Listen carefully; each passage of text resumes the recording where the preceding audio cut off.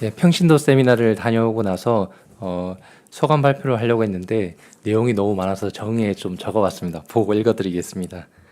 안녕하세요. 이번 평신도 세미나를 다녀온 소감 발표를 하게 된 현대시 목장의 목원 김우람입니다.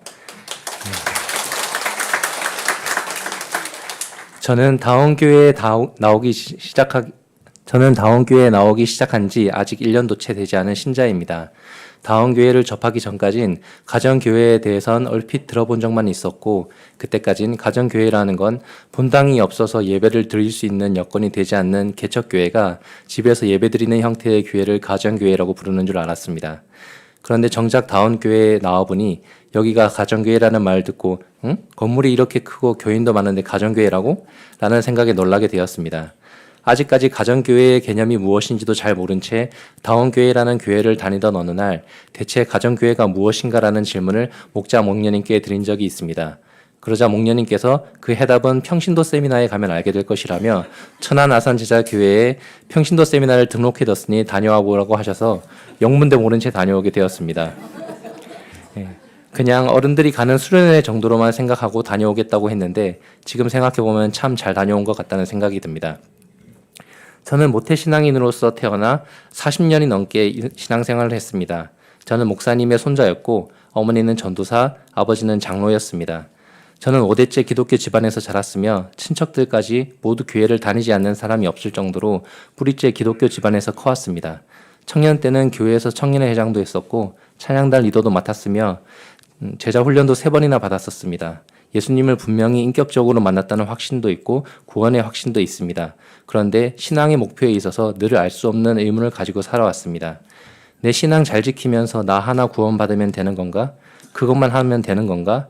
물론 내 신앙 하나 지키는 것도 쉽지 않습니다만 그걸로 된 걸까라는 의문을 매번 가지고 살아왔었습니다. 이 우주를 창조하신 전능하신 하나님께서 이 땅에 오신 이유가 나를 살리기 위해서라는 점이 매우 감격스럽고 대단한 일이지만 나 하나 구원받으면 그걸로 된 걸까라는 의문이 늘 들었습니다. 나는 예수님의 부활의 증인이구나라는 생각을 하며 어떻게 이 부활의 기쁜 소식을 전해야 할까에 대해서 혼자 시뮬레이션 하면서 사복음서도 읽어보고 예수님의 부활에 대해 인터넷의 자료들도 찾아보면서 이 땅에서 일어났던 부활의 객관적 자료들도 취합하며 전도를 해봐야겠다는 생각을 하고 실행해 보기도 했었습니다. 그렇게 실제로 전도를 해보기도 하고 복음을 전하기도 했지만 그래도 뭔가 아쉽고 모자란 느낌이 들었던 건 왜였던지 이게 다가 아닌데라는 생각이 들었고 그런 생각을 했었습니다. 그런데 평생 지니고 살았던 궁금증과 가정교회가 무엇인지에 대한 궁금증이 평신도 세미나를 다녀오면서 한 번에 해소되었습니다. 평신도 세미나를 간 첫날 강사이신 목사님께서 우리를 향해 이렇게 질문하셨습니다. 여러분은 스승이 있습니까? 여러분의 신앙의 스승은 누구입니까? 전 머릿속에 여태까지 저에게 많은 성경 지식과 말씀을 전해주신 목사님들을 떠올렸습니다. 목사님께서는 다시 한번 질문하셨습니다. 여러분의 삶의 스승은 누구입니까? 저는 부모님을 떠올리기도 하고 여태까지 살아오며 만났던 좋은 사람들을 떠올리며 삶의 롤모델로 삼았던 사람들을 떠올렸습니다. 그런데 목사님께서 이렇게 말씀하셨습니다. 그 스승이 한 사람인가요? 아니었습니다. 목사님은 말씀을 전하는 사람이었고 삶의 태도를 전하는 사람은 다른 여러 사람이었습니다. 목사님께서 또 이렇게 물어보셨습니다. 여러분은 섬김을 받아보셨나요? 여러 배려들을 받아보고 여러 도움을 받아봤지만 섬김이라. 정확하게 섬김이 뭘까요? 신도가 교주를 섬기는 그런 게 섬김이 아닐까라는 생각을 했는데 목사님께서 이렇게 말씀하셨습니다. 섬김이란 높은 곳에서 낮은 곳으로 흐르는 것으로 바로 예수님께서 제자들에게 하신 것이 섬김입니다. 만약 예수님께서 우리를 구원하기만 하면 되었다면 우리의 죄를 짊어지고 죽었다가 부활하기만 하면 되었을 것입니다. 그런데 예수님께서는 그렇게 하지 않으셨습니다. 3년 동안 제자들과 함께 다니면서 그들의 삶에 완전히 스며들어 그 삶의 일부가 되셨고 그들을 성공시키기 위해서 자신을 희생하셨습니다. 그것이 섬김입니다. 그리고 그런 삶의 섬김을 통해 그들을 가르치셨습니다. 그것이 예수님께서 스승으로서 제자들에게 가르치신 방법입니다. 섬김은 대상의 삶 속에 스며들어서 그것들을 성공시키기 위해서 자신을 희생하는 것입니다. 그리고 진정한 스승은 삶의 섬김을 통해 그들에게 살아가는 방법을 보여줌으로써 가르치는 자입니다. 여러분은 여러분이 전도하고자 하는 VIP들의 스승이 되어야 합니다. 그렇게 한 명의 영혼을 구원하고 그들을 제자로 성공시켜 가는 것입니다. 이것이 바로 여러분들이 평생에 해야 할 사명입니다. 여러분이 교회에서 식당 봉사하고 교사로 섬기는 그런 섬김을 말하는 것이 아닙니다. 교사나 찬양대로 섬기는 것은 은사이지만 영혼을 구원하고 제자로 삼는 것은 사명입니다. 꼭 해내야만 할 것이라는 뜻입니다. 예수님께서 이 땅에 오셨을 그때 예수님께서는 여러분께 물을 것입니다. 너 교사 얼마나 했니? 너 찬양단 몇 년 했니? 그런 질문이 아니라 내가 너에게 맡겨준 그 사람을 섬겼느냐? 그 영혼을 구원했느냐? 그를 제자 삼았느냐? 목사님 말씀을 듣는 동안 머리를 세게 한 대 맞은 것 같았습니다.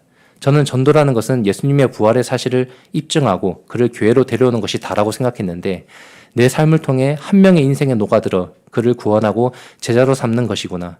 예수님께서 그것을 위해서 제자들을 섬겼구나.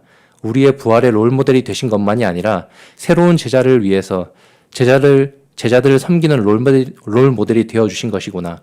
그리고 목사님께서 말씀을 이어가셨습니다. 누군가에게 본을 보일 수 있는 자가 스승이 되고 제자를 삼는 것이 아닙니다. 여러분의 부족한 그 모습 그대로를 쓰실 것입니다. 여러분은 여러분의 제자를 통해 스승으로 성장해 나갈 것이고 그 제자를 통해 진정한 예수님의 제자로 거듭나게 될 것입니다. 그제서야 알게 되었습니다. 예수님은 나를 구원하시는 것뿐만 아니라 나를 제자로 삼길 원하셨구나. 내가 예수님의 제자로서 다른 사람의 삶에 녹아들어 그들을 섬기고 그렇게 우리를 섬겨주신 예수님의 사랑을 전하기를 원하셨구나. 그렇게 오랜 의문이 풀렸습니다. 비밀을 알게 되었습니다. 그리고 평신도 세미나의 여러 강의들을 통해서 가정교회가 무엇인지 더 자세히 알게 되었습니다. 마지막 날 천안아산 제자교회에서 주일 예배를 드렸습니다. 2시간 30분가량의 긴 예배 시간 동안 그 자리에 앉아있는 초등학생부터 어르신들까지 모두가 서로의 가족이 되어 어떤 동네의 큰 잔치가 벌어진 집의 풍경같이 하나님을 기뻐하는 잔치의 현장 속에서 예배를 드렸습니다. 내가 제자가 되어 또 한 명의 제자가 성공적으로 세워지는 잔치의 현장 속에서 내가 제자가 되어 또 한 명의 제자가 성공적으로 세워지도록 섬긴다는 것은 이런 것이구나. 그리고 제자들이 하나 되어 예배 드린다는 것은 이런 모습이구나라는 것을 잘 배우고 돌아왔습니다. 좋은 기회를 제공해 주시기 위해 섬겨주신 현대시 목장의 박정호 목자님과 김은정 목녀님께 감사드리고 다음 기회를 좋은 가정교회로서 이끌어주신 석정혜 목사님께 감사드립니다. 그리고 제 부족한 이야기를 들어주셔서 감사합니다. 우리 모두 예수님의 진짜 제자가 되어서 또 한 명의 영혼을 구원하고 제자 삼는 다음 교회 교인들이 될 수 있기를 바라며 하늘 복 땅의 복 많이 받으시길 바랍니다. 감사합니다.